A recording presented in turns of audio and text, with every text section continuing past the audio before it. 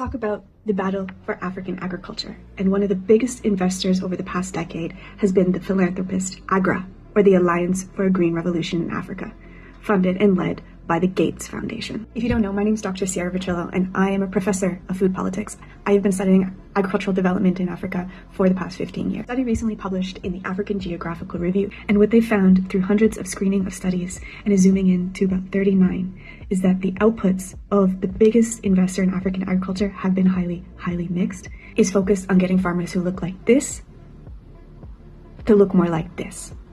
Industrial monoculture farming with the intention of increasing yields, increasing income, and therefore reducing hunger. Except they don't work, and they're extremely expensive. So they actually indebt and trap farmers in this vicious cycle where they need to continue to use more mechanization, more technologies, more inputs. That doesn't build resilience to things like climate change. It doesn't build resilience to things like market fluctuations. It actually indebts them and traps them. It makes them dependent on these corporations and on philanthropy, which is the opposite of what any farmer wants, which is to be in control of their land, in control of their food, in control of their communities, or in other words, food sovereignty. They call for more agroecological models to farming that are more biodiverse.